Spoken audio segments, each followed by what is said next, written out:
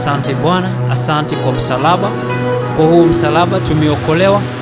Kwa huu msalaba ukakiri yamekwisha, gharama imeshalipwa, uzima tukaweze kupokea ukombozi na wokovu kwa ambaye anakubali wito wako kurejea na kutubu dhambi zake. Wito wako ungalipo hata sasa. Asante kwa mioyo ya watu wako mchana wa leo, wanapofungua moyo kila mmoja, Bwana, kulipokea neno lako ambalo umelituma kupitia kwa kinywa cha mtumishi wako, na kiri likapate nafasi katika moyo wa kila mmoja. Ikawe ni mchana wa wokovu, mchana wa kuwekwa huru mbali na vifungo vya dhambi, mbali na vifungo na minyororo ya yule mwovu Shetani. Baba, kusudi lako ambalo ni kurejesha kila mmoja, pasiwepo hata mmoja atakayeangamia katika dhambi na mauti na maovu. Baba, hilo kusudi likatimie mchana wa leo, na sifa na utukufu zote zikakurudie, maana ndio unayestahili. Asante kuwa pamoja nasi, asante kupokea ibada ya mioyo yetu. Unastahili nyakati zote. Pokea sifa, shukrani, utukufu wote katika jina la Yesu. Amen, amen. Karibu sana na kukaribisha mtumishi wa Mungu. Viti hivi ni kwa ajili ya kila mmoja unayesikia sauti hii, unakaribishwa. Karibu sana mtumishi Pastor Melvin, karibu sana. Asante sana Pastor Kelvin. Mungu akubariki. Asante sana wote, pia nawakaribisha. Mungu awabariki pia ambao mmejitolea kuja kusikiliza neno la Mungu. Mungu awabariki. Kama vile ulivyomheshimu Mungu, hivyo naye Mungu akakutendee. Bwana Yesu asifiwe. Katika jina la Yesu Kristo, Mungu akafungue njia zako, akakutane na kilio cha moyo wako. Chochote ambacho kinakusumbua, Mungu akakifikishe mwisho, kwa sababu Mungu ni mwaminifu. Haleluya, haleluya, amen. Namshukuru Mungu kwa siku njema, sababu sio kawaida kuachana na tena kukutana. Mungu amekuwa mwaminifu kutulinda, kukupa maisha na afya, pia kutuwezesha. Hakika ni rehema na huruma za Mungu. Leo nataka tujifunze ujumbe kuhusu kumtii Mungu kunaleta uponyaji.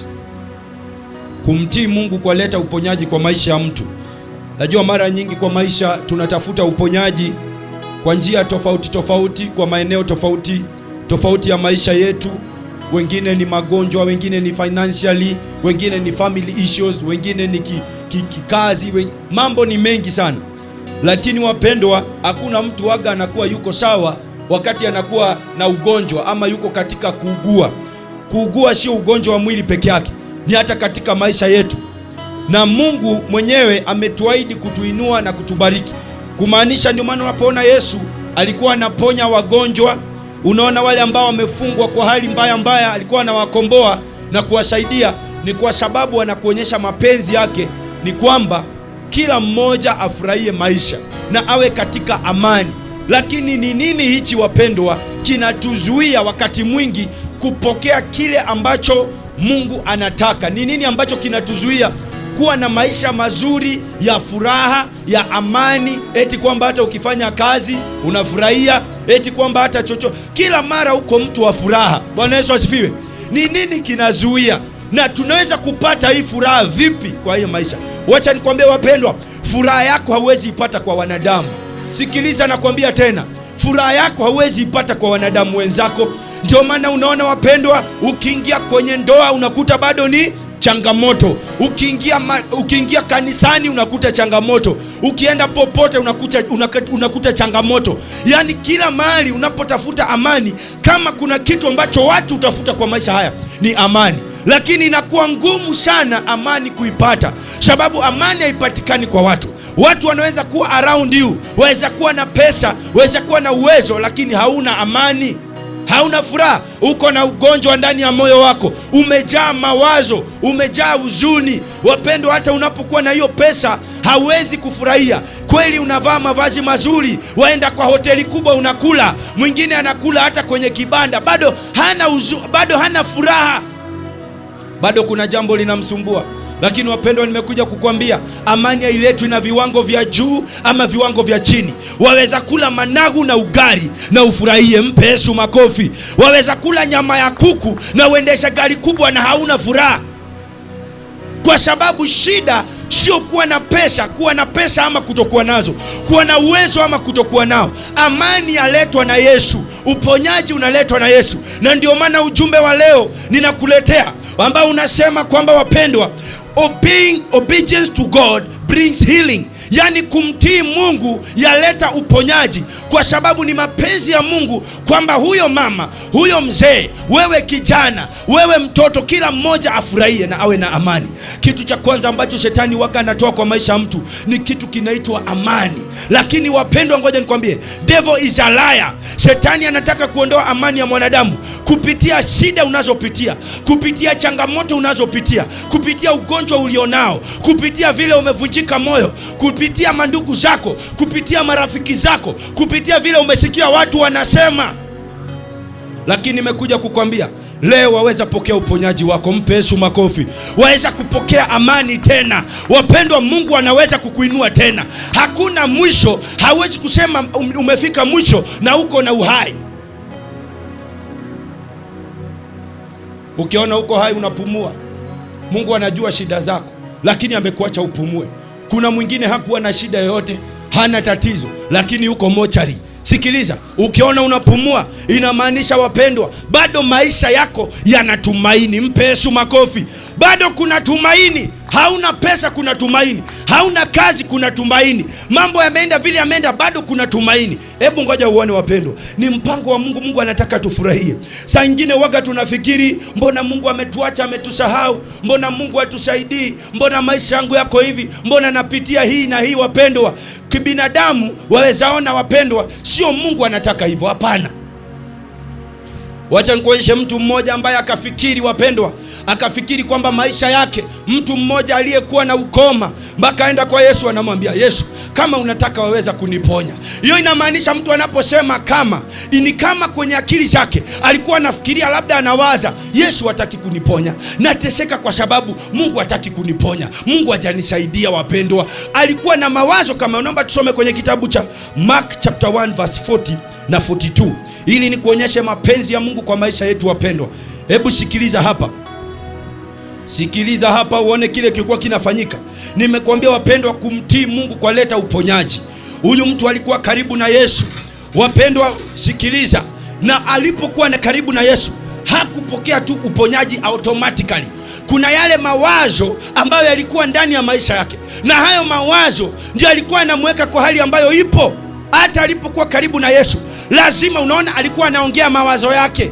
Kama vile najua wewe na wewe na wewe una mawazo yako unaongea. Mwingine anawaza, kwa nini Mungu nimemtumikia huo muda wote, mbona Mungu akaacha nipitie hii? Nimekuwa mtu wa kanisa, mbona Mungu akaacha nipitie hii? Wapendwa, nimekuwa naomba, mbona Mungu akaacha nipitie hii? Kama Mungu ni wa kweli, mbona hajanisaidia? Najua wengi wako katika mawazo. Sometimes unajiuliza kwa nini? Mpaka imefika mahali unafikiria hapana, basi Mungu hawezi kumsaidia mtu. Hata huyu mtu wa ukoma, akiwa na ukoma wake, mawazo yake alikuwa anafikiria hivyo kwa sababu ya hali yake. Mara nyingi waga tunamwaza Mungu tofauti sana na vile anatuwaza, kwa sababu ya hali zetu, kwa sababu ya yale tunapitia, kwa sababu ya yale yanafanyika kwa maisha yetu. Lakini nimekuja kukwambia, Yesu anataka kukuponya, na Mungu ana mpango mzuri, na Mungu anataka kutoe kwa hiyo hali. Huo ukoma ambao unakutesa, anataka kukuponya. Koma inaweza kuwa ni ukosefu wa jambo fulani, inaweza kuwa ni ukosefu wa pesa, maisha yako, moyo wako. Mwingine amevunjika moyo mpaka yuko sasa ameingia kwa ulimwengu, ameingia kwa waganga, anajaribu. Mwingine ameingia kwa wizi, mwingine ameingia kwa madawa ya kulevya. Sio kwa sababu anataka, sababu mawazo yake, jinsi amepitia maisha, imefika mahali anaona kama hakuna hope, hakuna hope. Hii ni mwisho, hii ni mwisho, hii ni mwisho. Siwezi kwenda mahali. Ngoja nikwambie, kunalo tumaini. Mpe Yesu makofi. Waweza inuka tena, unaenda mahali. Hebu ngoja tuone huyu mtu wa ukoma. Ukumbuka, ukoma ni ugonjwa mbaya sana. Ukoma enzi zile unafananishwa na dhambi. Ukoma waga unakatakata viungo vya mtu, inakata vidole, inakata miguu, inakata sehemu zote.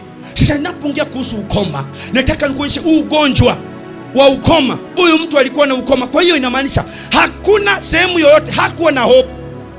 Kwa hiyo ilipokuwa kwenye hali yake, ugonjwa wa ukoma ulikuwa unakuja kummaliza kabisa. ndoa haifanyi kazi, kazi hakuna, pesa hakuna, magonjwa, stress, madeni, kukosa amani. Haina ya ukoma huo, ni aina ya ukoma. Hebu angalia, tusome kwenye kitabu cha Mark chapter 1 verse 40 na 42. Nasema hivi, akaja kwake mtu mwenye ukoma. Nataka uone hapo. Akaja kwake mtu mwenye ukoma, akamsihi na kumpigia magoti na kumwambia, ukitaka waweza kunitakasa. Sikiliza, huyu mtu alikuwa na ukoma. Sio Yesu alimwendea yule mtu, yule mtu akamwendea Yesu kwa sababu ya hali yake, akuonyesha. Kwa hiyo inamaanisha, ukiona alimwendea Yesu, inamaanisha alikuwa amesikia habari za Yesu. Asingeenda kama hakuwa amesikia habari za Yesu. Alikuwa amesikia habari za Yesu, lakini alikuwa na ukoma. Wengi wanasikia kuhusu Mungu kwa maisha yao, wengi wanasikia Injili, lakini shida zao zabaki pale pale. Kwa nini wapendwa? Kuna hatua hawachukui. Kuna hatua hawachukui. Unasikia kila siku wewe unasikia sasa, Mungu, ukisikia Mungu anaweza, unasema anaweza kwa wale, sio kwangu. Mungu anaokoa, anaweza okoa wale, sio mimi, kwa sababu ya hali yako uliopitia. Na sikulaumu, lakini niko hapa nikutie moyo, nikwambie kile Mungu anasema siku ya leo. Wapendwa, huyu mtu alikuwa na ukoma, yeye mwenyewe akachukua hatua kwa ule ukoma. Inamaanisha ugonjwa wa ukoma, nimekwambia jinsi ulivyo mbaya, unakata mikono. Ugonjwa wa ukoma uwaga uharibu mtu mara moja. Na viungo uwaga haviishi mara moja.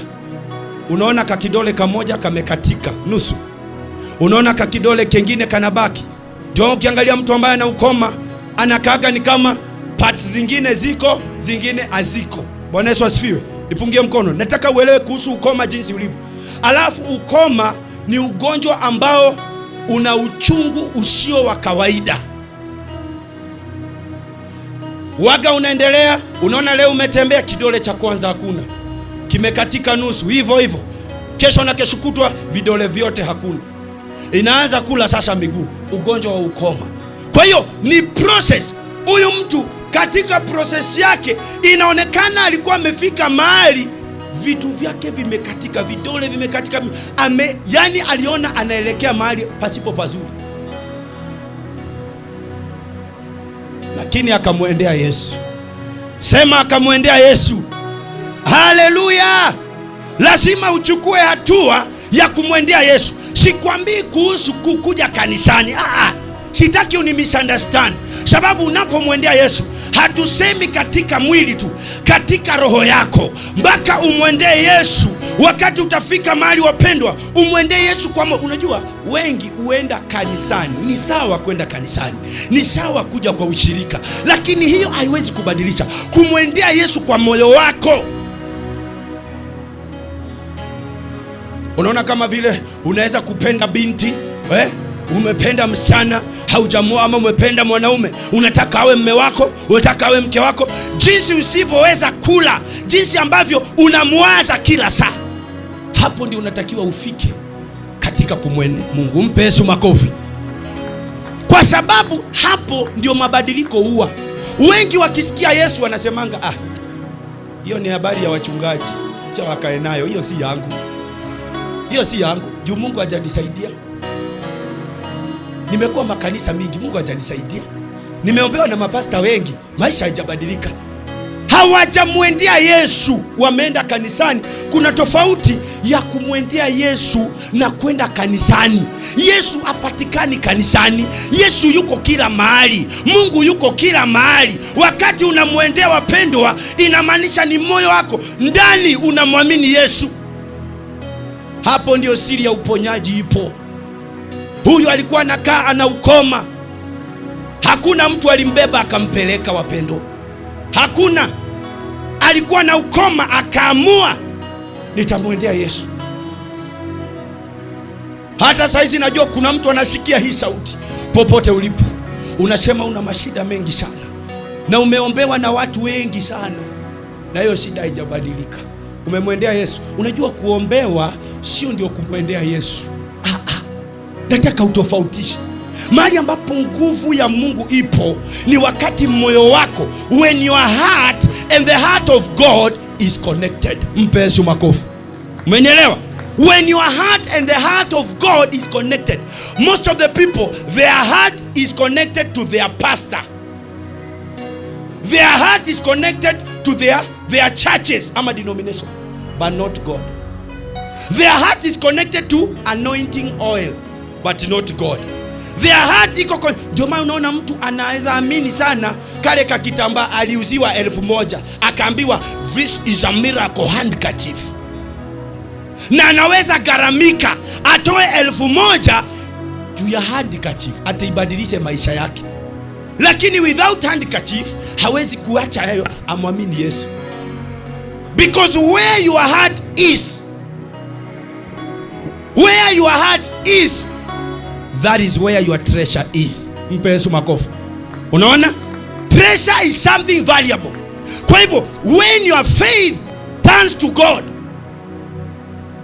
hata ukiwa umekaa hapo uko mgonjwa vipi, hata ukiwa mambo imeenda aje, usiangalie pastor akusaidie. Ndani ya moyo wako mwendee Yesu, useme by the way, Yesu, mimi nakutaka wewe. Kwa sababu sisi watumishi wa Mungu wanatumika kukuletea sauti ya Mungu, sio yao. Kwa hiyo usipotii ile sauti ya Mungu, pastor hawezi kukubadilishia maisha. Waga nataka hiyo ingie sana watu. Ndio maana kila mara ninapohubiri utasikia kuna mambo waga narudia sana, kwa sababu injili na nguvu na uponyaji na mabadiliko iko hapo. Sasa huyu mtu alikuwa na ukoma. Usije ukamtegemea mwanadamu. Waga naambia watu, moyo wako usije ukaweka mtu, weka Mungu peke yake. Moyo wako ukiweka mke atakuvunja. Moyo wako ukiweka mume atakuvunja. Moyo wako ukiweka watoto watakuvunja. Unajua? Moyo wako ukimbeba Mungu, hakuna chochote kitaweza kukuvunja. Mpe Yesu makofi. Hakuna. Najua naongea na watu wengine wamekuwa kwenye ndoa. Najua wengine wamepitia maisha. Ukaona rafiki amekubetray, mpaka ukajiuliza, huyu rafiki yangu nimemfanyia hivi. Wengine wamekuwa kwenye hali, kuna watu uliwasaidia wakiwa maskini sana. Ulikuwa sahiyo na cheo, ukawasaidia, saizi wakaenda juu. Hata atakangi kukuangalia. Wewe ndio ulimsaidia, hakuwa na kitu. Akakwambia wewe sina, akala kwako, akanywa kwako, akavaa mavazi yako, ukafikiria una ndugu. Mpaka akapata kile alikuwa anataka, ukamsaidia, akapata kazi. Labda hata ulikuwa na cheo, ukamsaidia maisha yake, ukampa pa kulala, ukampa chakula, ukampa pa kunywa. Leo ameinuka, yuko mbele zaidi yako. Kimpigia simu anakata. Ukimwambia shida yako anakuambia tumianga akili. Hata mimi nilitumia akili. Hao ni wanadamu. Anakuambia hata mimi nilitumia akili. Anasahau ulikuwa unamlisha wewe. Hao ni wanadamu. Ndio maana Mungu aga anatuambia tenda wema, nenda zako. Mpe Yesu makofi. Sababu hakuna wema unamtendea mwanadamu, mwanadamu atakulipa. Lakini wakati unatenda mema, ni Mungu atakulipa. Sasa angalia huyu mtu wa ukoma, wapendwa. Angalia hali yake. Ni hali gani unapitia leo unaweza kuifananisha na ukoma, ambayo unafikiri kwamba Mungu amekuacha? Nimekuja nikuhakikishie 100% Mungu hajakuacha. God is always there available. God is always available to anyone ambaye yuko available kwake. Hata yule hayuko available, Mungu anakuaga anamngoja. Mungu ana tabia moja ya kungoja watu. Kitu kinanishangaza sana. Prodigal son, baba yake hakwenda kumtafuta. Baba yake alikuwa tu na huzuni, lakini hakwenda kumtafuta. Usifikiri hakuwa na uwezo wa kwenda kutafuta mtoto wake, mwana mpotevu. Sasa alijua amepotea. Leo wewe mtoto akipotea, si unaanza kumtafuta kila mahali? Hata mtoto akikukosea toroke, waka unaanza kuwa worried. Unajiuliza, kwani yuko wapi? Kwani ameenda wapi? Mtoto wangu asije akawa ameuliwa, asije akawa. Lakini kwa sababu Mungu anajua. Angalia, the prodigal son alienda, baba hakwenda kumtafuta. Lakini the Bible says when alipokuja back to his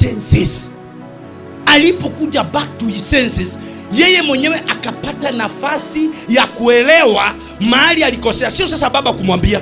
Iwenda kuwa alikuwa na baba akimkataza kitu, anaona haka kamzee akaelewi, haka kamzee kananikazia. Lakini unaona, ndio hapo nakwambia about the heart. Wakati ambapo alienda akapigwa na mashida, akapigwa na matatizo. Unaona, unaweza kuwa umepitia issues saizi wapendwa. If you don't come back to your senses, wapendwa, if you don't come back to your senses, wapendwa, utakufia hapo. If you don't come back to your senses. And coming back to your senses ni gani? Ali come back to his senses, akasema hivi, nimekosa kwa baba yangu na kwa Mungu. Akasema nimekosa kwa baba yangu na kwa Mungu. Akarudi kwa baba yake. Aliporudi kwa baba yake, baba akamwona akiwa mbali, akafurahi, akapokea msamaha. Shida zake zote zikakwama. Mpe Yesu makofi. Hata wewe matatizo yako na shida zako zaweza kwama na ziishe zote na zikuondoke. Hebu turudi kwa mtu wa ukoma. Najua si Mungu alileta kifo. Bwana Yesu asifiwe. Haleluya. Tunasemaga ni Mungu upeana na ni Mungu uchukua, lakini Mungu hakuweka kifo. Mungu alipoumba Adam na Hawa, hakuna mahali kulikuwa na kifo. They were created to live forever. Lakini dhambi ilileta kifo. Nilikwambia dhambi ni nguvu inajisimamia. Ilileta kifo.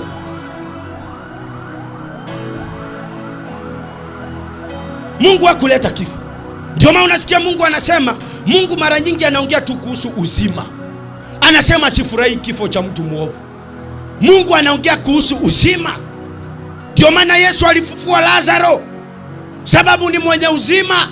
Ukimwamini leo atakufufua, atakutoa kwa hiyo kifo. Hebu angalia mtu wa ukoma. Angalia. Wapendwa, hakuna kitu ambacho Mungu hawezi. Nasema hivi, akaja kwake mtu mwenye ukoma, akamsii na kumpigia magoti na kumwambia, ukitaka waweza kunitakasa. Anamwambia Yesu, ukitaka. Ukitaka inamaanisha this man was not sure about Jesus. Alikuwa anaona kama Yesu hataki, ama kama Yesu anaweza kataa. Watu wengi wanakujanga kwa Mungu na mind ya kwamba labda Mungu hatafanya. That is a problem. Labda Mungu hatafanya, Mungu hatanisaidia. They doubt God. Ati ukitaka. Sikiza kile Yesu alimjibu. Kwa sababu Mungu, God is always willing to help everyone. God is always willing to help everyone. Unajua, waezeendea mtu achague. Unajua watu wanga wanachagua. Ndio maana unaona kama ni nyumbani, kuna wale watoto favorite wa mzazi. Wazazi hawapendangi watoto wote equally. Hiyo nao ni uongo. Kuna favorite. Ukienda hata kazini, kuna kuaga na favorite. Yule boss anaangaliaka anasema huyu ndiye. Kila mahali kuna favorite na wanadamu. Lakini God ananga favoritism. Anasema yoyote ambaye anamwendea yeye kwa moyo mkunjufu, kwa taifa lolote, kutoka kwa watu wowote, yeye uaga anamsikia. Mpe Yesu makofi. That is the difference between God and man. Mtu anaweza kuwa na cheo, lakini anachagua achukue hata kama ni watu wake wengine, si wote. Favorite. Kwa haya maisha kuna favorite. Wanadamu wanaoperate na favorite. Na ndio maana unahitaji Mungu ili Mungu akupe favor. Sababu Mungu akikupa favor, sasa hapo si favorite inaongea. Hata kama mtu yuko na favorite, umeenda mahali ati mtu ana favorite, ukiwa na favor ya Mungu ina overshadow hiyo mambo ya favorite. Mpe Yesu makofi. Unanielewa? Wapendwa, tunahitaji Mungu sana. Unahitaji Mungu sana kwa maisha. More than anything, we need God. More than wealth, more than money, more than, yani watu wangejua hiyo siri. Anasema hivi, akaja kwake mtu mwenye ukoma, akamsihi na kumpigia magoti na kumwambia, ukitaka waweza kunitakasa. Mstari wa 41 inasema, naye akamhurumia. Sikiliza. Tabia ya Mungu ni hiyo. Huyu ni mtu mwenye ukoma. Amekuwa anateseka. Anasikia kuhusu Yesu. Anaamua, anatembea. anampelekea Yesu, anamwambia ukitaka unaweza. Huyo ni mtu alikuwa yuko mahali disappointed, kama vile wewe saizi unasikia uko discouraged na hiyo hali unapitia, imekuweka chini mpaka hata uwezi smile, mpaka unasikia kama hata afadhali kufa, mpaka unajuta kwa nini. Umevaa suti lakini mawazo kibao, unakula lakini akili yako haiko kwa chakula, unakunywa lakini akili yako iko mbali, wakaa kama umelala lakini haujalala, umejaa mawazo. Shetani amekuweka kwa ulimwengu, unawaza maisha, unawaza uko mahali, unajiona vile uko bure, unajifananisha na vile wengine wameendelea na vile we uko hapa, mpaka unaanza kusema kama mama yangu asingefanya hivi, kama baba yangu asingefanya hivi, kama ndugu yangu asingefanya hivi, ningekuwa nimefanya hivi na hivi. Hiyo yote ni uongo. Kile kinafanyika saizi hivyo ndio ipo. Kuna huo ukoma, kama vile yule mtu aliye na ukoma, ilikuwa ni reality, ana ukoma. Hakuanza kuwaza sasa ukoma wake, alijua kwa akili yake, kwa sababu nina ukoma. Ukiwa na ukoma, the next thing ni kifo. Ni kama kansa. Ukiwa na kansa kwa maisha, the next thing, ukiwa na kansa ya mwili, the next thing wanga unawaza ni kufa. Mtu akipatwa na kansa, the next thing wanga anawaza ni kufa tu. Anajuaga mimi nakufa tu. Mtu akiwa amekatwa maini, imetolewa, the next thing anajuanga mimi nakufa. Mtu wakati huko kwa dialysis, anafanyiwa mambo ya damu na mashine, anajuaga the next thing is death. Lakini wacha nikwambie, according to the reality, the next thing is death. Lakini according to God, nakwambia according to God, hiyo ni akili yako inakudanganya. Waweza ishi tena. Mpe Yesu makofi. Maisha yanatokana na Mungu. Uhai unatokana na Mungu. Mungu ndio aliumba daktari. Hamna daktari hakuna daktari amewahi kutengeneza mtu. Hakuna daktari ameumba mtu. Kuna mtu mmoja nilimpeleka hospitali mahali, madaktari wakasema hii hali imekuwa ngumu, haiwezi tena. Kaenda hospitali, ana ugonjwa. Akaambia unajua nini? Hii maini yako imecollapse. There is nothing we can do. Sasa tunaongea kuhusu ni hospitali gani? Kenyatta. Akatolewa hapo, akapelekwa Avenue. Bado wanasema wewe, hii hatuwezi tu. Wewe ngoja tu ukufe. Uniambia ukiambiwa hivyo utafanya nini?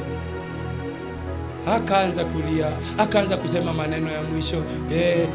Mimi nikaenda pale nikamwambia unajua nini? Tukapata nafasi ya kuongea. Ameambiwa mimi sitakaa siku 3 sitakuwa. Nimeambiwa tu siku 3 ile iko itakuwa. Kwa hiyo akaanza kutoa ile maneno ati ya mwisho. Nikakasirika, nikamwambia nyinyi mnaongea nini sasa? Ati maneno ya mwisho. Nani amesema mnakufa? Nani amesema unakufa? Tukaomba, tukamwamini Mungu. Naongea kuhusu last week. Tukamwamini Mungu. Tumwamini Mungu, katolewa, ndio akaenda nyumbani. Na what happened? Mungu ni mwaminifu. Mungu ni mwaminifu sana. Zile ripoti wapendwa, wakati tunasikia nyingi zinakuwa za uongo. Usitegemee ripoti za watu. Mpe Yesu makofi. Tegemea ripoti za Mungu. Walikuwa wameambiwa 3 days. Sasa na mimi nilikuwa na ngoja seriously 3 days ziishe, kwa sababu tuliomba. Nikaambia Mungu ndiye alikuumba. Daktari waga anatibu maini ambayo Mungu ameumba. Daktari waga anatibu mwili ambao Mungu ameweka. Huyo mwenye aliweka mwili ni nani? Huyo ndio tunamwamini. Mpe Yesu makofi. Huyo ndio ana uwezo. Ni vile akili yetu waka inakuwa limited. Nakwambia sio lazima ufe. Mwamini Mungu, sio lazima ufe. Tukaenda siku 3 zikaisha. Nikamuuliza umekufa? Sijafa. Mbona hujafa? Nikamwambia ni Mungu. Mwamini Mungu. Mpe Yesu makofi. Daktari alifika mwisho. Na as we talk alikuwa anatapika, akuli, afanye chochote.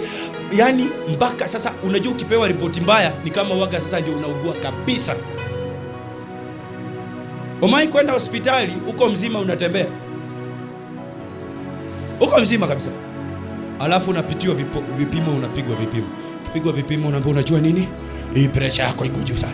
Huwezi toka hapa. Ni kama unakufa. Ni kama kuna heart attack na kutegea. Do you know waka unakuwa mdhaifu? Ukiwekelewa kwa hiyo kitanda unasukumwa tu hivi, unaanzaga kufa ukiwa hapo. Because the report, what you hear is very important.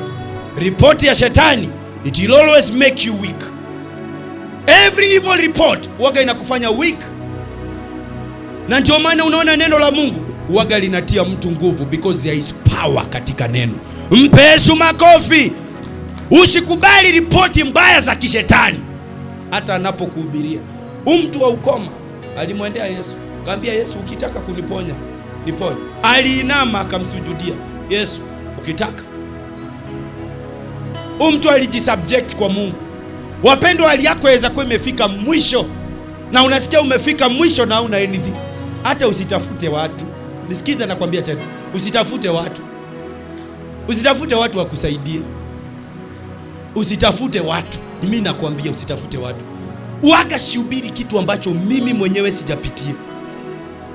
Hivyo ndio nilifundishwa. Siwezi kuhubiri kitu sijapitia. Unapowategeza watu maisha yako utaumia zaidi. Wachana na watu. Ni watu wa kwenu wataki kukusaidia, achana nao. Usiweke matumaini yako kwao. Ni watu wataki kukusaidia in anything, wachana na wao. Turn to God. Tafuta Mungu, angalia Mungu. Utashangaa kile Mungu atafanya. Mpe Yesu makofi. The more unafuatana na watu, you are wasting your time. Watu wengi kwani wanakuwaga na stress kwa nini? Wamebeba watu kwa maisha yao. Hebu angalia hata hiyo kitu unawaza saa hizi. Angalia mawazo yako, jiangalie unawaza nini? Unawaza mama yako, unawaza aunti yako, unawaza ndugu zako, unawaza rafiki yako, unawaza venye mke wako amefanya, unawaza watoto wako, ukiangalia mawazo yako mengi, unawaza vile boss amekufukuza kazi na umekuwa mwaminifu, unawaza watu. Na wacha niwaambie wapendwa, Yesu alitukataza mambo ya kuwaza. Akasema hamwezi kuongeza hata unywele mmoja. Mnawaza nini? Yesu ametupa njia ya kushinda maisha haya. Unapowaza haileti suluhisho. Kuwaza ni kujipiga zaidi. Kwani stress, depression inatoka wapi? Wazimu unatoka wapi? Kwa depression. Unawaza mambo mpaka unafika mahali unaanza kuruka kichwa, unaanza kuvua nguo. Sio kila wazimu unaona alirogwa. Kuna mahali waga unawaza mpaka kichwa kinaanza kuuma. Ukitembea hivi unasikia kichwa. Mpaka unakuta mtu anatembea hivi. Sio kwa sababu ni kiwete, sio kwa sababu aliumia miguu. Sababu akikanyaga tu chini anasikia kichwa du. Anawaza. Ondoa mawazo. Muangalie Mungu. Mpe Yesu makofi. Usijiue. Hilo limefanyika, liko hivyo. Na liko hivyo. Kama vile mtu alikuwa na ukoma. Asingeondoa ukoma. Uko kwenye mwili wake. Hata akifanya nini bado uko. Sasa yeye alikuwa wise, akamwendea Yesu, akamuinamia. Kwa sababu wapendwa, alijua hapa ndio kuna uzima. Ukoma hata nikikaa nao nitakufa. Saizi hata ukiwaza utakufa. Unawaza mke amekuacha, haikusaidii. Si ati ukiwaza ndio atarudi. Unawaza mume amenifanyia, hata ukiwaza haikusaidii. Unawaza ndugu zangu wamefanya, mama yangu amefanya, hata ukiwaza is it bringing a solution? Hakuna. Lakini huyu jamaa alijua ni kweli ni kwamba niko na ukoma na niko katika njia ya kufa. I am on my way to death. So nitafanya nini? Wacha nimwendee Yesu. Akaenda, akainama mpaka akamwambia Yesu, ukitaka waweza kuniponya. Wapendwa, unapokuwa mgonjwa kwenye mwili wako, waga unaenda hospitali kwa sababu kuna madawa. Unapokuwa mgonjwa wa moyo, mgonjwa wa your heart, una stress, una mawazo, you cannot take that to the hospital. They cannot treat that. Wacha nikwambie ukweli, hawezi tibu hiyo. Ndio maana unaona hata daktari ambaye ana ujuzi wa madawa anakufa na stress na depression. Unaona? Daktari ambaye anafanyia watu counseling, ndoa yake inamletea shida. Mpaka anatafuta dawa ya kudunga bibi yake ndio akufe. So yeye atakutibu mwili. Lakini yeye mwenyewe anakufa na stress na depression. Yule ambaye unamwambia, "Oi daktari, huyo mtoto wangu muangalie vizuri yake asikufe." Yeye mtoto wake alikufa na ni daktari. Sasa nashinda unaniambia nini? Ndio maana unaona hata madaktari wanga wanakasirika sometimes. Ate huyo asikufe. Uangalie vizuri akikumbuka yeye hata amekuwa na watoto na wamekufa. Na yeye ni daktari. Kuna kitu nataka uelewe. Daktari ni watu wa maana sana, lakini nakuonyesha msaada ule ambao unatafuta kwa watu. Kila mmoja ana shida kama yako. Kwa hiyo kumaanisha hakuna mtu aweza msaidia mwingine isipokuwa nani? Mungu. Shida zangu nikikupa hauziwezi, lakini kwa sababu namjua Mungu ndio utafikiri I am stronger than you because I know God. Mpe Yesu makofi. The strength inakujaga kwa kumjua Mungu, not because people are strong. Mtu asikudanganye, hakuna. Last week nilikuwa nakwambia kuhusu kijana ambaye alienda akajiua na gari. Ako na gari, akaweka majiko ndani na akangoja akufe ndani ya gari. Gari nzuri sana. Kwa hiyo waweza jisumbua, lakini suluhisho, ukweli wa maisha ni hivi, wapendwa. Ndio nakwambia, si mambo ya kukimbilia watu. Wapendwa, kitu nimejifunza kwa haya maisha, kila mtu ambaye waga unamkimbia kwa maisha haya akusaidie, isipokuwa msaada utoe kwa Mungu, inakuwaga ni shida nyingine inaongezeka.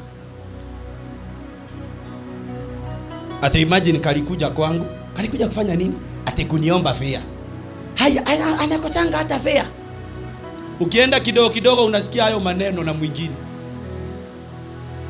Unakutana tu na mtu anakuambia, ate nilisikia unaombaga fare. Sasa hiyo ni mambo tu kwa familia hata labda. Na sinasikiaga unapata kazi, na nisikia unalipwanga 50,000. Pengine hata hakuna pesa unalipwaga. Pengine hata hauna kazi. Tena hiyo tena inakuumiza. Hivyo ndio watu wako. Halafu unapigiwa simu na mtu kwa sababu mtu aliongea uongo huko kukuhusu mali. Unasikia mzazi anakuambia, "Yaani mtoto wangu, huwezi nitumia hata 20,000 na nasikia unafanya kazi 100,000." Pengine huku wewe unalala kwa street. Yeye hata ajui. Lakini kuna mtu adui yako tu anakuchukia, alienda kukuchomea mali na ujui. Tena unabeba huyo tena.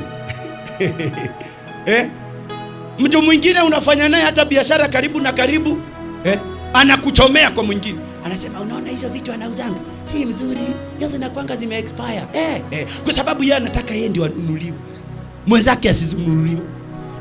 Hizo ni zile zinakuanga reject. Sasa nafanyanga hivi na hivi, ndio sasa ndio na kwa sababu kwa nini? Ameona tu labda una customer kumliko, au nakwambia kuhusu wanadamu. Sasa utabeba, lakini yule anaumia si yule amekuharibia ama yule amesema, ni wewe. Ukibeba utaumia. Lakini ukiwa na Mungu unasamehe, unaachilia, una let go, Mungu anakubariki. Mpe Yesu makofi. Moyo huo usikubali kubeba kitu chochote isipokuwa Mungu. Hapo ndio kuna ushindi. God created the heart, sio ibebe watu. Mungu, unajua kwa nini aliweka heart? Moyo wako Mungu aliweka ili umbebe yeye. Ndio maana unaona Yesu akashuka akafa ili nafsi yetu ipone, kwa sababu you are supposed to carry God in you. Ndio anasema, don't you know that? Hamjui kwamba miili yenu ni hekalu la Bwana na Roho wa Mungu anakaa ndani yenu. Kwa hivyo wapendwa, kila mmoja aliumbwa. If you want to overcome in this life, ukitaka kushinda kwa haya maisha, ushinde majaribu, ushinde maadui, ushinde uovu unaoendelea, ushinde ma stress na ma depression, carry God in your heart, sio watu. Mpe Yesu makofi. Ukibeba mke anaweza kukuvunja, ukibeba marafiki waweza kukuvunja, ukibeba watoto waweza kukuvunja, ukibeba biashara yaweza anguka wakati wote. Ndio maana unaona Job alikuwa na vitu vingi sana, alikuwa na watoto, alikuwa na mke, alikuwa na mifugo. Wapendwa, hebu angalia, hivi vyote vilimalizwa. Kile kilibaki na Job ni nafsi yake peke yake, na nafsi yake ilihifadhiwa. Ndio maana Mungu alisema, guza hivi vyote na usiguse nafsi yake, kwa sababu nafsi ya Job ilikuwa na Mungu. Mpe Yesu makofi. God will protect where he is. Narudia tena, Mungu ulinda mahali yupo. Mungu ulinda mahali amepewa nafasi. Shida yako haiwezi kukua hata ukiwa na Mungu. Mimi nakwambia ukweli, haiwezi. Haiwezi. Daudi anasema tangu niwe mtoto mchanga, saizi mimi ni mzee, sijaona mwenye haki ameachwa, wala sijaona watoto wake wakiomba mkate. Kumaanisha wakati wa kupitia kwa maisha ni kawaida, lakini hautabaki hapo. Ndio unaona huyu mtu wa ukoma akamwendea Yesu, alijua suluhisho. Unasikia injili kila siku, unafanya moyo mgumu, lakini unatafuta suluhisho. Unajua kuna mtu waga anafikiri kutafuta pesa ni jambo la hekima sana zaidi ya kumjua Mungu. Ni vizuri kutafuta pesa, ni vizuri kufanya biashara, ni vizuri kufanya yote, ni mazuri sana, sababu ni maendeleo ya maisha. Lakini ngoja nikwambie, wakati ambapo adui atasimama mbele yako, hiyo kazi haitakusaidia, hiyo pesa haitakusaidia. Unakumbuka Ayubu alikuwa na vitu vyote, adui alisimama mbele yake, kile kilimsaidia ni kumjua Mungu. Wakati ambapo adui atasimama kwa hiyo afya yako, si alipatwa na ugonjwa, alikuwa na majipu kila mahali, majipu. Lakini kwa sababu nafsi yake alikuwa na Mungu, majipu ya nje hayakuweza kuua mtu wa ndani. Mpe Yesu makofi.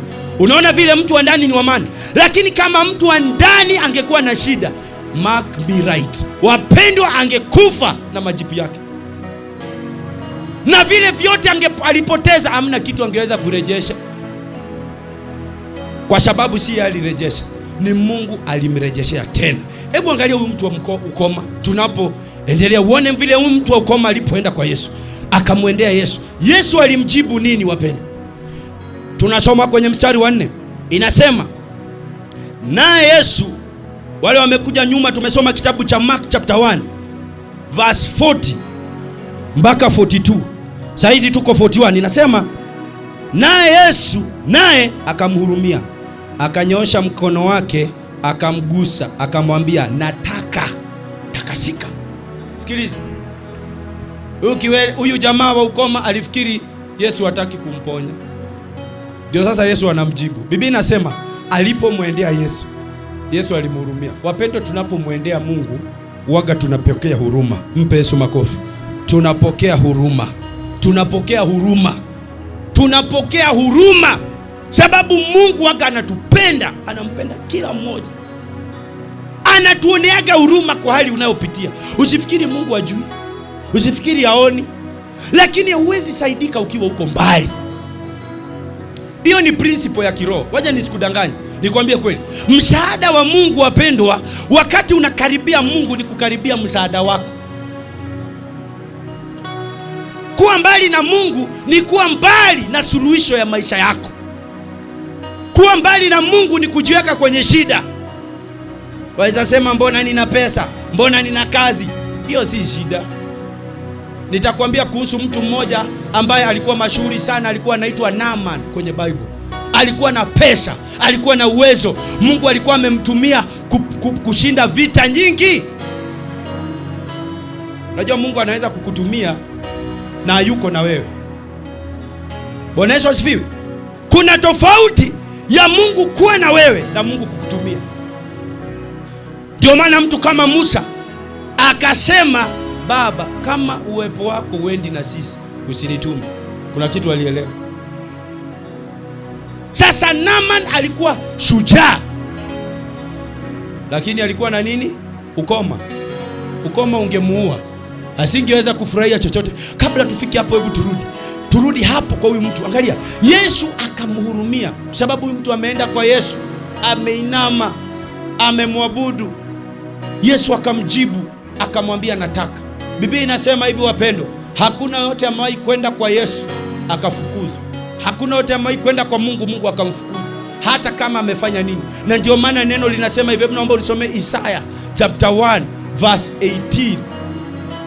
Uone, hakuna shida yako. Unajua watu waga wanaamini sana kuongea na watu zaidi ya kuongea na Mungu. I wish ungejua siri kubwa ya kuongea na Mungu. Hata ukiwa kwa kablanketi kako pale, unawaza, unafikiria, unapitia hali, badala ya kuwaza, anza kuongea na Mungu. Mwambie Mungu, iko hivi, maisha yangu iko hivi, na kuhitaji Mungu nisaidie. Call upon that name of Jesus. Ukiwa kwa kablanketi, ukiwa kwa utoto mawazo, mwambie Yesu nisaidie, hii ndio tatizo napitia, iko hivi. Wengi wanakimbiliaka watu because people believe in the people ambao wanawaona zaidi ya Mungu asiyemuona, kwa sababu Mungu hawamuoni kwa macho, hawaamini. Na Biblia inasema mbarikiwa ni yule anaamini pasipo kuona. Pasipo kuona. Nikwambie kitu, anything that you can imagine kwa hii dunia, nisikilize vizuri, chochote ambacho waweza waza kwa hii dunia kiko. Sijui kama umeelewa hiyo point nimekwambia. Anything ambayo unaweza fikiria kwa hii mind iko. Hata kama uioni, iko somewhere. Hakuna mawazo iko beyond. Chochote waweza waza kipo.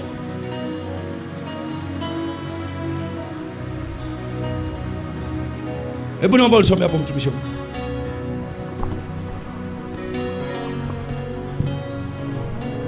Amen.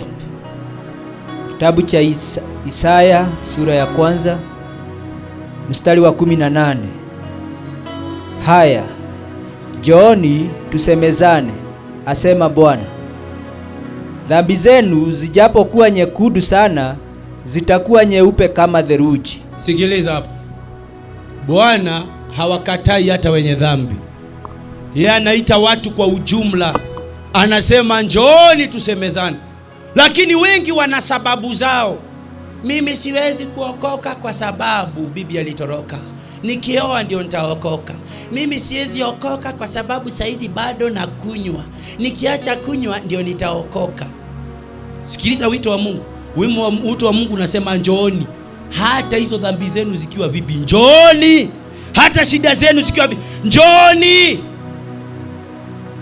Njoo huyu mtu mwenye ukoma. Unajua watu wa ukoma? Unajua kwenye Biblia watu wa ukoma walikuwa wanatengwa? Walikuwa wanatengwa.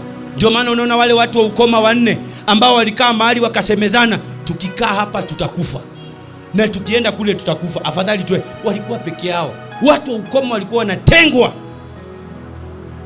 Walikuwa wakipatikana tu na ukoma wanatengwa ili wasiambukize wengine. Na hata leo unajua, hata wewe watu wa ukoma ukiwatafuta sio rahisi kuwaona. Unajiulizaga wanaendaga wapi? Tembea kwenye street, tembea uone kama ni rahisi kuona watu wa ukoma. Sio rahisi. Uwaga wanatengwa sana. Kwani wanaendaga wapi? Wanatengwa, waga wanatengwa. Watu wa ukoma hawapewi freedom ya kuzurura zurura kwa sababu ya wengine. Ukoma ni ugonjwa mbaya. Kwa sasa huyu mtu alikuwa ametengwa, lakini akamwendea Yesu. Haijalishi watu wamekutenga, haijalishi uko kwa situation gani, uko peke yako, ukimfuata huyu Yesu. Alipomwendea Yesu akainama kama Yesu, Yesu, Yesu, Yesu. Yesu akamponya, akamhurumia. Biblia inasema akanyoosha mkono wake, akamwambia nataka. Kwa hivyo Yesu waga anataka tupone. Yesu anataka tupone. Bwana Yesu asifiwe. Haleluya. Mungu anatutakia mambo mazuri kwa maisha yetu. Shetani asikunenee mambo mabaya kwa kichwa chako, eti mpaka upange kujiua, kujimaliza, kwa sababu nitafanya nini? Sina pesa, sina huyo amekupa, huyo amekupa maisha. Anajua kwa nini amekupa maisha. Anajua kwa nini unaishi. Anajua kwa nini amekuweka. Don't be discouraged, don't be disappointed. Lakini siku ya leo nakupa challenge wapendwa. Angalia, huyu mtu alikuwa na ukoma, akamwendea Yesu. Yesu hakumfukuza. Kumbuka watu walikuwa wanatengwa wa ukoma. Hata wachungaji walikuwa wanawatenga watu wa ukoma. Ukisoma hata kwenye Leviticus, watu wa ukoma alikuwa anapelekwa mpaka kwa mchungaji, anamwangalia, alafu anaenda anatengwa. Lakini ukoma alipomwendea Yesu, Yesu akamhurumia. Acha nikwambie, Yesu ana huruma nyingi sana kwa maisha yako. Ni vile uelewi. I wish watu wangejua upendo wa Mungu kwa maisha yao. Mungu anakutakia mambo mazuri. Mbona wewe usijiwazie kile Mungu anakuwazia? Mbona watu hujiwazia vibaya na Mungu anakuwazia mazuri? Wapendo, Mungu wewe ndio anakuita. Angalia, Biblia inasema hivi. Naye akamhurumia, akanyoosha mkono wake, akamgusa, akamwambia nataka, takasika. Mstari wa 42 inasema, na mara ukoma wake ukamtoka. Inasema na mara ukoma wake ukamtoka, akatakasika. Mpe Yesu makofi. Akatakasika. Wapendwa, angalia, ilifanyika tu hivi, lakini vile huyo mtu alifanya, alipresent issue zake kwa Yesu. Shida ambayo imemsumbua kwa muda mrefu, akamkabidhi Yesu, akamkabidhi Mungu. Maisha yake akabadilika, akapokea uponyaji, tena ukoma wake wote ukamtoka. Wapendwa, hizi hali tunakuwa nazo kwa maisha, sijui ni hali gani unapitia. Nimekuja nikwambie wapendwa, muamini Yesu, muabudu Yesu. Ana huruma kubwa kuhusu maisha yako. Najua wengi wameweka uongo kwenye akili zao, mpaka wengine wanafikiri kwamba Mungu aliwaacha. Wengine wanafikiria mambo ya Mungu sio kweli, kwa sababu mbona nateseka? Ngoja nikwambie, nikukosoe, nikufundishe kitu. Kama mambo ya Mungu ni uongo, mbona wewe uko hai? Nani amekuweka hai? Unafikiria ni balanced diet? Mbona uko hai? Unajua, ukitaka kujua Mungu yuko na wewe, angalia mambo madogo ambayo Mungu amefanya. Mpe Yesu makofi. Uko hai, meaning you are useful. If you are alive, it means your life is alive. Mpe Yesu makofi. Kama uko hai, inamaanisha mambo yako yako hai. Huyu mwenye ukoma, nina uhakika ni watu wengi wenye ukoma kama yeye walikufa, kwa sababu watu wa ukoma walikuwa wanatengwa, wanawekwa peke yao. Na hakuwa mmoja peke yake, lazima walikuwa watu wengi sana wa ukoma. Watu wa ukoma wanakuwaga wengi, wengine wanapona, wengine wanakufa. Mbona wengine wanapona, wengine wanakufa? Haya maisha ina depend ile hatua utachukua wewe. Twaweza kuwa na shida moja sisi wote. Wapendwa, siku moja nilikupa kisa cha watu watatu ambao walifutwa kazi.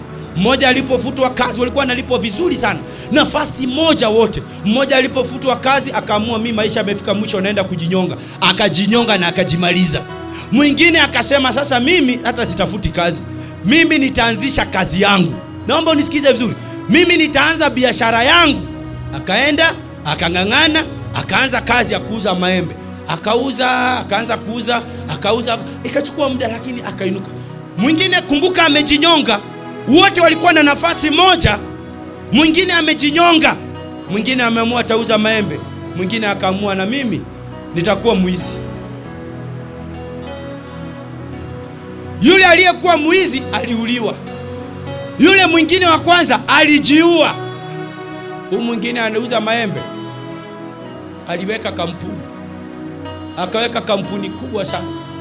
Mpaka leo tunapoongea, alifungua mambo ya juice. Kuna kampani kubwa sana ya juice ambayo ni kwa jina lake. Mpe Yesu makofi. Watu watatu waliokuwa kazi moja. Kwa hivyo uamuzi, wapendwa, shida sio hali ile watu wanapitia. Uamuzi ambao unafanya kwa hali yako inamata. Mke alitoroka, unaamua nini? Mimi nitakuwa kimaramali. Kimaramali ni mtu wa kurukaruka. Kwa sababu mke alitoroka, utakufa tu na ukimwi. Tazunguka, mwisho ufa. Lakini kuna mwingine anaweza kuamua, nao nitajua vile nitakaa. I will live a disciplined life. I will not waste myself. Mwingine amepitia shida, anaamua, mimi sasa nitakuwa nalewa. It is a decision. Nakwambia ukweli, it is a decision that you make. Ina matter. Watu watatu wote tunapitiaga shida. Wapendwa, ukiingia kwa marriage, shida ni zile zile. Hakunanga mpya. Ukiingia kazini, shida ni zile zile. Hakunaga mpya. Ukiingia kwa every area ya hii maisha, shida ni zile zile. Shida waga hai upgrade. Hakuna hai upgrading juu na iendangi chini. Bwana Yesu asifiwe. Hallelujah. But the decisions that you make. Na ndio maana wapendwa, tunasemaga usitegemee akili yako, because your heart will mislead you. Ubinadamu wako utakupotosha. Lakini because God is the founder of this life, it is good kumrudishia maisha yako, umwambie Mungu, hapa nimeshindwa, siwezi mimi, nisaidie Mungu, niongoze. Atakupa direction. And that is why the counsel ya Mungu, it is the best. Mpe Yesu makofi. The counsel ya Mungu, it is best kwa maisha. How many counselors ati wana counselingi watu wakiwa na stress na wao wenyewe walijinyonga? I know of one. Alikuwa na counsel, watu wanasema counselor mzuri anaongeanga na mtu. Yeye kitu ilifanyika ni kwa ndoa tu. Ili happen ka kitu kadogo, jamaa akajiua. Counselor ambaye amesomea counselor. You know, no, the counsel of God. Unajua the counsel of God is the best. Kwa sababu haiko ya kiwango ya mwili ama ya mwanadamu. Mungu anasema mawazo yake na yetu yako mbali sana. Yako mbali. The greatest education in this world ambayo ukiwa nayo huwezi kuwa mtu wa kawaida. It is the counsel of God. Mpe Yesu makofi. Do you know hata wasomi wote hii dunia yote they reason the same. Nakwambia kuhusu the counsel of God. But the counsel of God inakuanga not the education, it is beyond. Na hapo ndio the power of God ipo. Mpe Yesu makofi. Kosa kila kitu but the counsel of God usikose. Kwa ndoa yako usikose the counsel of God. Sababu ukitafuta hata ushauri kwa watu, watakwambia ati hiyo bibi anafanyanga nini? Ai, mwanamke hawezi fanya hivyo bwana. Hata wewe kuwa mwanaume. Wewe mwanamke hawezi fanya hivyo. Na wewe ni mwanaume. But when you come to the counsel of God, inakwambia something different. Inakwambia don't have bitterness with your wives so that your prayers may be heard. Mpe Yesu makofi. Inakwambia men, don't have bitterness with your wife so that your prayers may be heard. Ukienda kwa counsel ya mwanadamu, yeye anasema kwani yeye ni Mungu. That is the counsel of men. Itakwambia ati mwanamke anafanya hivi na hivi, ati nisikue na bitterness naye. Ai, siikae. Kwani mwanamke ni yeye peke yake. That is the counsel of men. That is the counsel of men. The counsel of God inasema women, submit to your husband. Submit to your husband. The counsel of men inasema kama mwanaume akana pesa, nitasubmit aje? Akana pesa, ati asubuhi nilikuwa nasikiza kitu, ati mtu anasema, mother, mwanamke amepeleka watoto wake na kwa mama yake. Sasa mwanaume analia kama mtoto kwa sababu amekatazwa kuona watoto wake. Sasa mke anasimama anasema, hebu mwambie afanye vile inafaa. Hiyo muda wote tumekaa na yeye, hata hajawahi kulipa mahali. And then in my heart I was asking myself like ili amuoe hawakujua kuna mahali, yeye hakujua analipiwa mahali.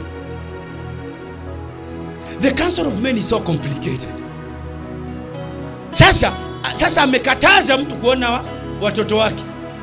And I said, oh God, wanadamu, kwani the counsel of men anasema mwambie ajue kile anafanya. Mwambie hata huyu mtoto hajawahi kumsomesha, mimi ndio nimemsomesha kuanzia akiwa mdogo mpaka sasa. Kazi ya mwanaume hakuna kitu anafanya. But that is the counsel of men. It is making sense to men, but to God it is not making sense.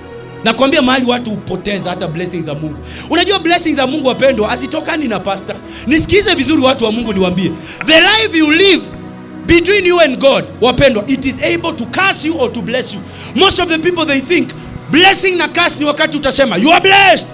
Sio hivyo. It is not that way. Because if you are away from the counsel of God, kwani blessings zinatoka kwa nani? Kwa Mungu.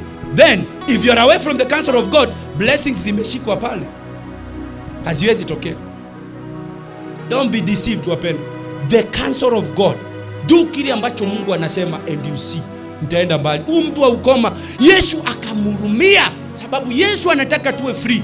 Lakini lazima huyu angeenda kwa Yesu. No matter how Mungu anataka atuweke huru na atusaidie, there is a decision we have to make in our life. Mtu alienda akamtafuta Yesu. Alipoenda kwa Yesu, ndio Yesu akamhurumia. Kama unasikia wito wa Yesu na uwezi kuja, where will you get your help? Yesu anasema njooni kwangu wote mtezekao na kusumbuka na kulemewa na mizigo mizito, nitawapumzisha. Mbona asitupumzishe tukiwa huko mbali? Umewahi kujiuliza? Mbona asitupumzishe tukiwa huko mbali? Because ukitaka kuinuliwa maisha yako ibadilike, wapendwa sikiliza, there must be a decision ambayo utafanya. Unapo take the step ya kuja kwa Yesu, unapo take the step ya kumfuata Mungu, naye ana take the step kuingilia maisha yako. Ndio unaona mwenye ukoma alipoenda kwa Yesu, Yesu hakumuuliza kuhusu ukoma wake. Yesu akamhurumia, akamwambia ninataka kukuponya, takashika na akatakasika akawa sawa. Mpe Yesu makofi. Naomba tusimame watu wa Mungu. Naomba tusimame. Hakuna shida kubwa sana hii dunia. Lakini mahali kwa maisha unakosa kumhusisha Mungu maisha yako, you will live under pain. Utabeba pain, utabeba watu, na hata unapobeba watu na uchungu, that pain will kill you. You need to carry God here. You need to carry God and God. God and God. Leo sijui ni aina gani ya ukoma unapitia. Kukosa kuokoka, hiyo ni ukoma. It can kill you. Kukosa kumwamini Yesu. Because Mungu anataka hivi, anasema hivi, mapenzi ya Mungu ni haya, kwamba wapendwa wote waokolewe, wajue waingie kwa the truth. Kwa hivyo if you are away from the will of God, that leprosy can kill you. Not because God anataka. It is because you have decided that way. Death and life iko kwa uwezo wako. The decisions you make, it matters before God a lot. Uko hapa umesikia sauti. Maybe you have never made your decision. Haujawahi kuokoka, haujawahi kumjua huyu Yesu. What are you waiting for? Hebu nikuulize, kwa sababu haujaokoka, is your life better? Do you see any progress? Does it make it better? It's not make it better. Haiko sawa. Kwa sababu huna Mungu haifanyi maisha yako yawe better. Bado uko kwa uchungu. Kwa hivyo you better make a wise decision. Afadhali uwe na Mungu anaweza kukutoa kwa ishu yako, kuliko uwe kwa dunia na dhambi itakuua finally. Kwa sababu the wages of sin is death. Lakini the gift inamaanisha sio kitu umefanyia kazi. It is because of God's grace. Inasema God's gift. Mungu ana gift for you. Are you ready to take it? Naomba ufumbe macho popote ulipo. Kama uko hapo unasema you want to give your life to Jesus Christ, just lift up your hand. Popote ulipo, inua mkono wako juu, we pray together. Kumheshimu tu Mungu, sio mimi. Mimi waweza kunidharau, mimi sina shida. Kinidharau vyovyote utachukua is okay. Lakini respect God. I'm not the one who blesses. Ni Mungu. Even when I say to stand, nasemanga watu wasimame si juu yangu. Saizi rais akipita pale, watu watasimama. Hata wale wanajifanya wamelala watasimama rais akipita pale. Because he is a man in authority and they can see, but they cannot respect a great God who they can't see. And that is why your life, the way you position God, it is where you position your life. Hivyo tufumbe macho popote ulipo. You say you want to give your life to Christ, inua mkono wako juu. Popote upo unasema you want to give your life to Christ. Yesu anataka kukuponya huo ukoma. Anataka kukuponya, kukutoa katika hayo mashida, hayo matatizo, hiyo uchungu, hiyo roho ngumu, hiyo roho mbaya ambayo haiwezi kuleta mazuri kwa maisha yako. Anataka kukupa moyo mzuri, moyo msafi ambao uta-attract life, uta-attract mafanikio, uta-attract mambo mazuri kwa maisha yako. Nataka urudia haya maneno popote ulipo ambayo umeamua. Nataka useme Bwana Yesu, naja kwako. Mimi ni mwenye dhambi. Nisamehe dhambi zangu. Ufute majina yangu kwenye kitabu cha mauti. Andika majina yangu kwenye kitabu cha uzima. Tangu leo nimemkataa shetani na kazi zake na uovu wake na dhambi zake. Nimekuamini wewe Yesu kuwa Bwana na Mwokozi wa maisha yangu. Asante kwa wokovu. Asante kunisaidia. Asante kuniponya. Asante Yesu kwa sababu ulikufa na ukafufuka ili nipokee wokovu. Asante kwa ushindi. Nimeokoka. Amen. Baba anasema ni asante kwa huyu ambaye amekiri maneno hayo popote alipo. Hakika wewe ni Mungu mwaminifu, uliupenda ulimwengu ukamtuma mwana wa pekee Yesu Kristo atakafa msalabani kwa ajili ya dhambi ya kila mmoja, sababu Mungu ya upendo wako. Baba asante hata kwa huyu ambaye amesikia akafanya uamuzi akakuamini wewe. Hakika hakuna dini yaweza okoa mtu. Hakuna chochote, hakuna mwanadamu anaweza kumuokoa mwenzake isipokuwa ni rehema na neema zako Mungu. Ninasema ni asante kwa upendo wako mkuu. Asante hata kwa huyu ambaye amefanya uamuzi. Baba msaidie na umwezeshe kwa mambo yote. Popote ambapo ibilisi alikuwa ameweka ukoma wa kila aina, ukatoke sasa katika jina la Yesu Kristo. Popote ambapo palikuwa ni kifo na mauti, I speak life in the mighty name of Jesus Christ. Thank you Jesus, because you have set him free. Umesema whoever you set free is free indeed. Huyu yuko free kutokana na malaana yote, free from every diseases, free from every evil ya shetani. Baba, asante kwa sababu you are altar. Madhabahu yako umeijenga hapo. Kuanzia sasa ataona mabadiliko kwa maisha yake. In the mighty name of Jesus Christ. Asante kwa uaminifu wako in Jesus name. Sema amen. Wewe ambaye umeokoka usiondoke.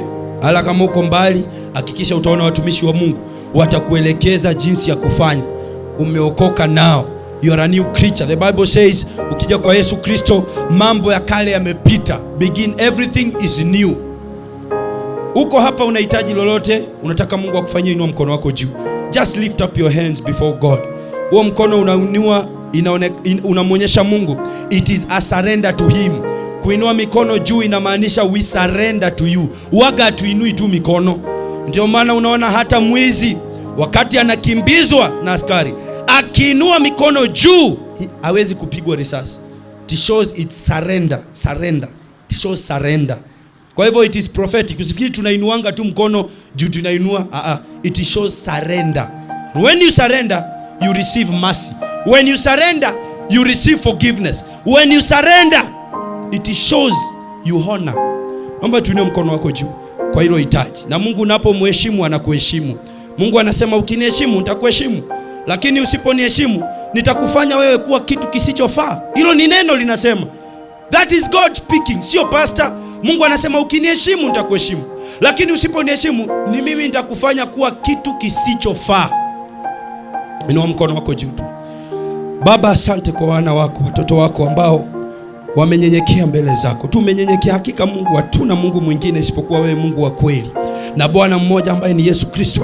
Asante kwa upendo mkuu. Niwe Baba, umesema yote yanawezekana kwako. Watumishi wako kila mmoja ameinua mkono ambao una represent kunyenyekea mbele zako, na una represent mahitaji ambayo yuko nayo Baba kwa maisha yake. Baba, umesema even before we pray, hata kabla hatujaomba wewe unayajua mahitaji yetu. Na Baba, umesema kwa neno lako uwaga unakutana na mahitaji ya watu wako. Thank you Jesus, kwa sababu unaenda kukutana na mahitaji ya watu wako. Wengine ni financially, wengine ni health issues, wengine ni family issues, wengine ni maisha tu, wengine ni kazi.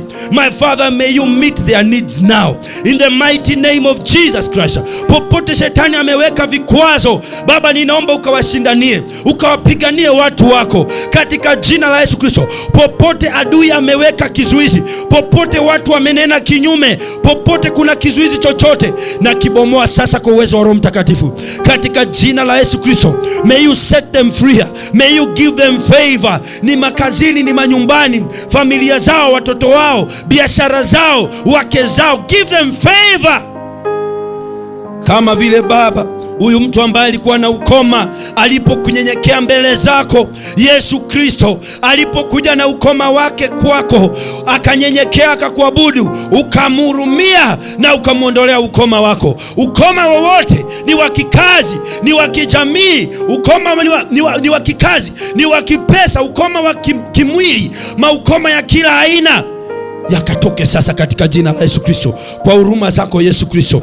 Asante kwa sababu wewe ni mwaminifu. Asante kwa sababu umetenda. Asante kwa sababu umewafungulia milango. Asante kwa sababu kibali chako na baraka yako iko juu yao kuwapigania. Mwambie Mungu asante, na utaje hicho kitu ulikuwa unataka Mungu akufanyie. Mwambie asante Mungu. Kama ulikuwa unahitaji kazi, mwambie Mungu asante kwa hii kazi. Kama ni mtoto umekaa kwa ndoa upati, mwambie asante Mungu kwa huyu mtoto. Mpe Yesu makofi ukimwambia asante kwa kinywa chako. Nataka utumie makofi yako, tumia kinywa chako, mwambie Mungu asante. Hicho ambacho kiko kwa moyo wako, mwambie asante kwa sababu umetimiza haja ya moyo wangu. Asante Mungu kwa sababu watu wako wamenyenyekea mbele zako. Asante kwa sababu umetenda. We give you glory and we adore you. In the mighty name of Jesus Christ, we pray this believing and trusting in Jesus' name. Sema amen. Sema amen kubwa. Mupe Yesu makofi, shangwe na vigelegele kwa Yesu. It is done in Jesus' name. Amen. Mungu akubariki sana yote ambaye ameokoka. Hakikisha utakutana na watumishi wa Mungu hapa, wataongea nawe. Pastor Kelvin yuko hapa, atakupa ushauri, atakuongoza. Tuonane kesho majaliwa ya Mungu. Simama kwa imani, hakuna kitu Mungu hawezi. Ukoma, huyu mwenye ukoma alimwendea Yesu na Yesu akamponya kabisa. Hausikii tena habari za ukoma. Hivyo ndio Mungu anaenda kukufanyia. Anaenda kukuponya huo ukoma. Ni hiyo kazi, ni hitaji lolote. Hilo swala linakusumbua moyo. Nakwambia kwa sababu umemheshimu Mungu, kwa sababu umemtii, kwa sababu umetafuta suluhisho kwake, lazima atalitatua. That is the God we serve. He is a faithful God. Mungu awabariki sana. Amen.